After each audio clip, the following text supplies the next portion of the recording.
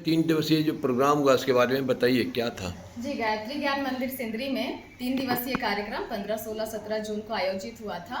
परम पूज्य गुरुदेव श्री राम शर्मा आचार्य और परम वंदनीय हमारी माता जी हैं भगवती देवी, उनके सूक्ष्म संरक्षण में ये कार्यक्रम हुआ और सजल श्रद्धा प्रखर प्रज्ञा का नवनिर्माण हुआ।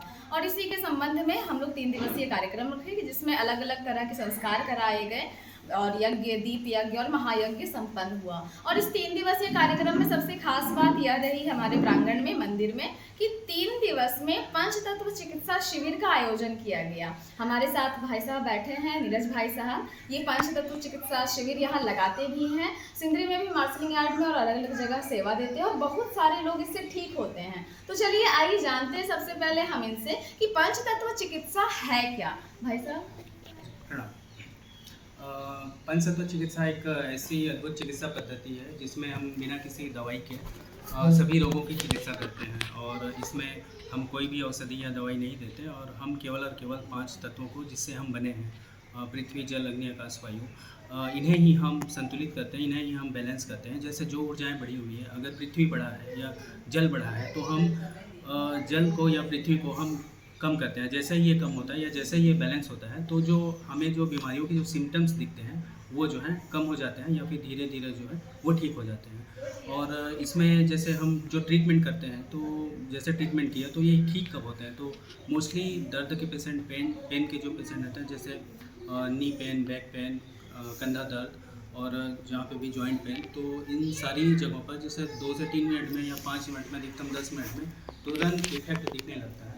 और रोगी जो है या पेशेंट जो है वो 3 से 5 दिनों के अंदर में पूरी तरीके से, कुछ लोगों को 7 दिन का भी समय लग जाता है और इस दौरान ये पूरी तरीके से ठीक हो जाता है।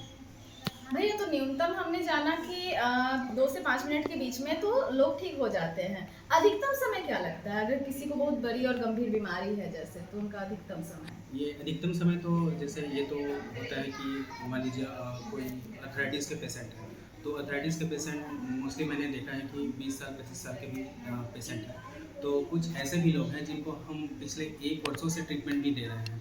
तो इन 1 वर्ष में क्या होता है, जैसे वो पेन किलर पे रहते हैं कि हर रोज़ पेन किलर खाते हैं, सुबह खाते हैं या फिर शाम को खाते हैं। तो इनकी पेन किलर क्या है ना, धीरे धीरे कम होती है और धीरे धीरे कम होने के बाद एक समय ऐसा आता है कि इनका पेन किलर पूरी तरीके से बंद हो जाता है और बिना पेन किलर ये अपने आप को स्वस्थ महसूस करने लगते हैं।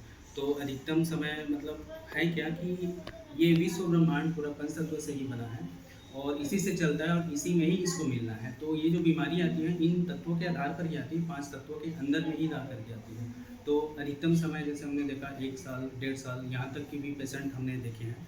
तो ये सारी चीज़ें हैं। न्यूनतम समय तो 2 से 5 मिनट ही लगते हैं। अधिकतम समय तो ये जैसे 3 दिन, 5 दिन और 7 दिन, 1 महीना और 1 वर्ष के, जैसे कुछ पेशेंट को हमेशा हॉस्पिटल जाने की ज़रूरत पड़ती है, तो अगर वो पंच तत्वों का सहारा लेते हैं तो उन्हें हॉस्पिटल जाने की ज़रूरत नहीं पड़ेगी। ऐसे खर्च होने से बच जाएंगे, दवाई खाने से ही बच जाएंगे।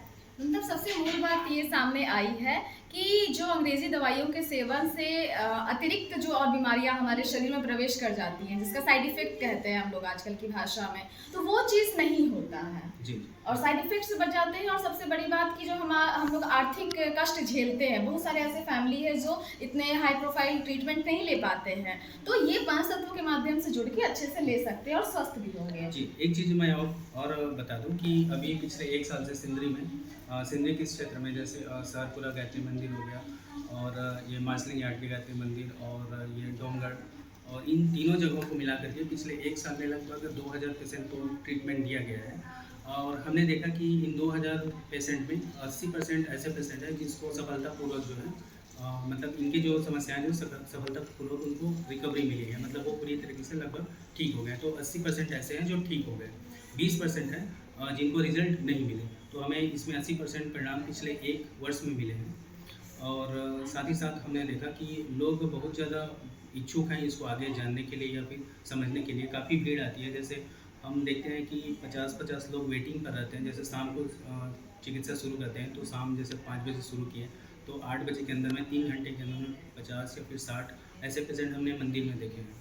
और जैसे कि अभी त्रिदिवसीय यज्ञ चल रहा था तो सभी लोगों ने देखा कि 3 दिवस में जितने भी श्रद्धालु मंदिर में आए उनका भी रुझान काफ़ी रहा। वो यहाँ से ठीक होकर गए हैं और बहुत भारी संख्या में लोग यहाँ आए और सेवा लेकर गए हैं और उनको रुझान मिला।